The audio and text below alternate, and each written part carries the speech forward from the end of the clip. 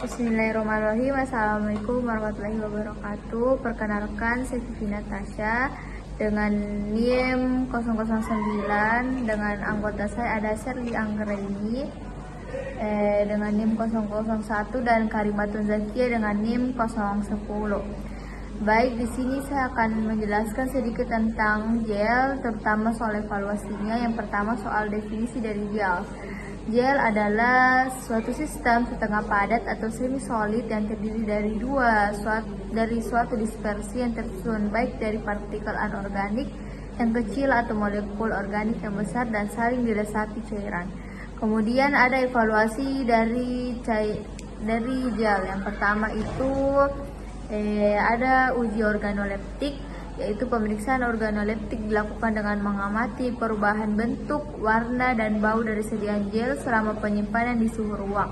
Ketentuan organoleptik pada sediaan gel harus stabil dalam waktu penyimpanan tertentu. Bentuk atau konsentrasi sediaan dipengaruhi oleh nilai viskositas. Viskositas yang tinggi menunjukkan adanya ikatan yang kuat antar molekul penyusun gel. Kemudian bentuk gel harus homogen dan tidak ada pemisahan fase. Warnanya harus konsisten dan sesuai dengan formulasi. Perubahan warna dapat mengindikasikan ketidakstabilan. Bau gel harus spesifik dan tidak menyimpan. Bau yang tidak diinginkan bisa menjadi tanda degradasi bahan atau kontaminasi. Kemudian selanjutnya akan dilanjutkan oleh teman kelompok saya kepada saudari Karimatun Zakia.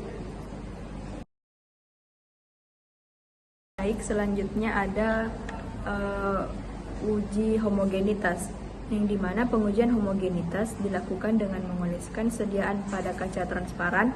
Pengujian ini dilakukan untuk mengamati susunan sediaan berbentuk homogen dan tidak ada yang menggumpal.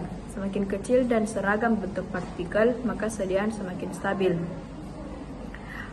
Homogenitas memastikan bahwa semua bahan aktif yang eksipien terdistribusi secara merata di seluruh sediaan gel, yang dimana metodenya itu secara visual diamati apakah ada partikel atau gumpalan yang tidak terdispersi, atau dengan mengambil sampel dari berbagai bagian sediaan dan memeriksa keseragamannya di bawah mikroskop. Selanjutnya ada uji viskositas, yang dimana uji viskositas gel pada penelitian ini diukur menggunakan viskometer Brockfield dengan spindle 64 dan kecepatan 30 rpm. Viskositas adalah parameter penting yang memengaruhi kemampuan gel untuk menyebar dan menempel pada permukaan kulit serta stabilitas fisiknya. Adapun metodenya ialah dengan menggunakan viskometer, misalnya viskometer Brockfield. Pengukuran ini dilakukan pada berbagai kecepatan geser untuk mengetahui sifat adir gel. Selanjutnya ada uji pH, yang dimana pengukuran pH bertujuan untuk mengetahui gel yang dihasilkan dapat diterima kulit atau tidak. Biasanya pH gel diukur dengan menggunakan pH meter. Ketentuan pH tiap formula yang menunjukkan kestabilan berada dalam rentang pH kulit 4,0 sampai 7,0, sehingga dapat disimpulkan bahwa gel yang dibuat tidak akan mengiritasi kulit dan memenuhi persyaratan parameter sifat fisik dan stabilitas gel yang baik. Kemudian selanjutnya akan dijelaskan oleh saudari Sherly. Baik, terima kasih sebelumnya. Selanjutnya itu ada uji daya sebar. Uji daya sebar dilakukan untuk mengetahui pemerataan gel pada saat diaplikasikan pada kulit.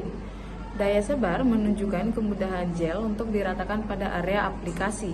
Terus untuk metodenya, sejumlah gel diletakkan di antara dua lempeng kaca dan beban tertentu diaplikasikan. Diameter sebaran gel diukur pada waktu tertentu atau dengan beban yang berbeda. Untuk interpretasinya, gel yang baik memiliki daya sebar yang optimal, tidak terlalu encer sehingga mudah melebar dan tidak terlalu kental sehingga sulit diratakan. Selanjutnya ada daya tercuci. Uji daya tercuci dilakukan dengan cara IG gel dioleskan pada punggung tangan, kemudian dicuci menggunakan air yang dilewatkan melalui buret dengan perlahan-lahan. Amati secara visual ada atau tidaknya gel yang tersisa pada telapak tangan. Terakhir ada uji freestone. Evaluasi freestone dilakukan terhadap 3 batch untuk setiap formula. beserta basis selama 6 siklus. Satu siklus terdiri dari 1 kali 24 jam pada suhu 4 derajat Celcius dan 1 kali 24 jam pada suhu 40 derajat Celcius. Selanjutnya saya kembalikan lagi ke moderator.